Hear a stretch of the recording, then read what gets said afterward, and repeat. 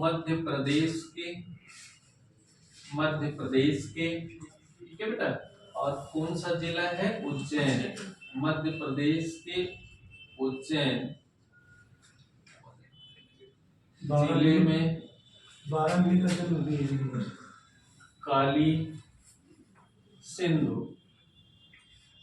सिंधु नदी के तट पर, काली सिंधु नदी के तट पर कायथा संस्कृति स्थित थी। तो कायथा संस्कृति मध्य प्रदेश के उज्जैन जिले में काली सिंधु नदी के तट पर स्थित थी, ठीक है। इसका खोजकर्ता, इस संस्कृति के जो खोजकर्ता थे ना, 1964 ईस्वी में बीएस वाकड़कर, ये तुम्हारा श्रीधर वाकड़कर, ठीक है। हाँ भाई। तो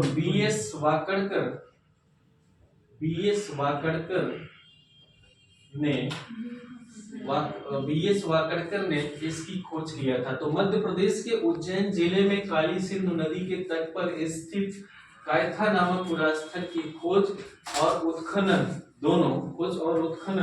1964 ईस्वी में बीएस वाकड़कर ने की थी, बीएस वाकड़कर ने करवाया था। यहाँ से एक चीज जानिए कि जो आपका कायथा है, कायथा का एक नाम साहित्य में कायथा का एक नाम क्या मिलता है? कपित्थक मिलता है। क्या मिलता है? कपित्थक। साहित्य में कायथा को कपित्थक कहा गया है। और ये जो कपित्थक है, ये बाराहमिहिर की जन्म स्थली थी। बाराहमिहिर की जन्म स्थली थी बेटा ये, ठीक है। तो साहित्य कृति को कपित्थक के नाम से भी जाना गया है और ये बाराहमिहिर की जन्म स्थली है, ठीक है। अगली बात ये है कि जो आपकी कायथा संस्कृति है, कायथा संस्कृति ये सैंधव संस्कृति की समकालिक है। सैंधव संस्कृति की समकालीन है। सैंधव संस्कृति की समकालीन है आपकी कायथा संस्कृति, ठीक है। कैसे ये बात हम जान पाए, कैसे हमको पता है कि कायथा संस्कृति सैंधव संस्कृति की समकालीन है? देखो, कायथा से एक मृदभांड प्राप्त हुआ है, एक मिट्टी का घड़ा प्राप्त हुआ है और उस घड़े में लगभग 40,000 छोटे छोटे स्टेटाइट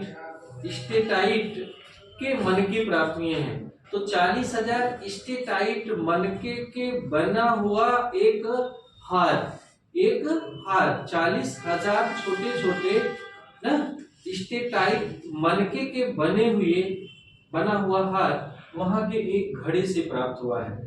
और इसी प्रकार का स्टेटाइट के मनके का बना हुआ हार हमको कहां से प्राप्त होता है रूबी? मोहन ना, तुमको कहां से प्राप्त होता है? मोहनजोदड़ो से प्राप्त हुआ है। तो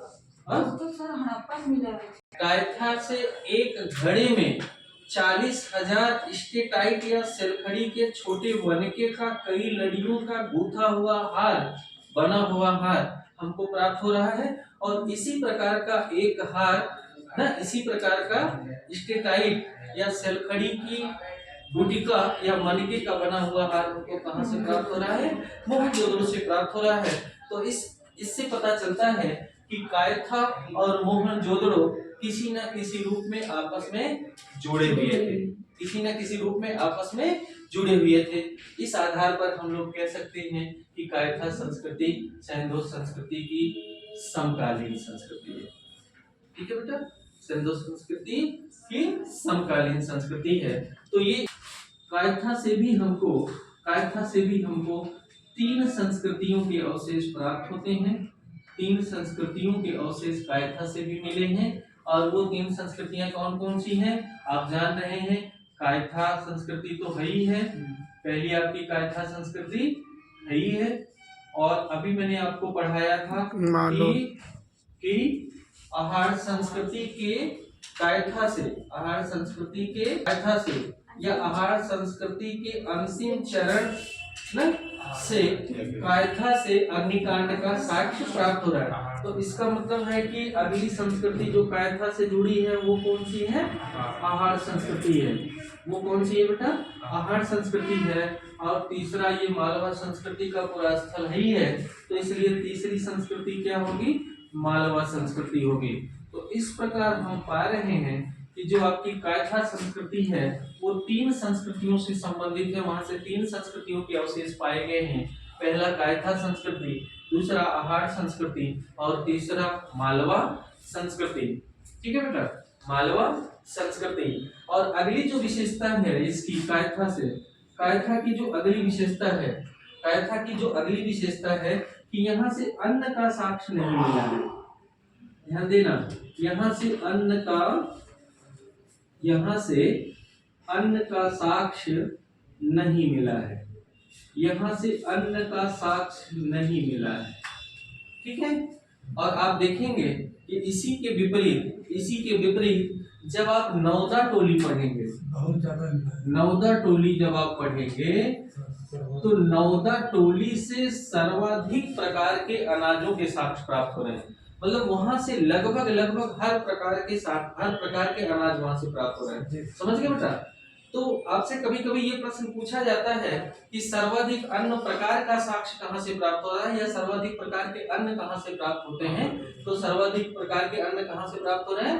नवदा टोली से प्राप्त हो रहे हैं। तो नवदा टोली से बहुत प्रकार के अन्न, लगभग सारे प्रकार के अन्न हमको नवदा टोली से प्राप्त हो रहे हैं।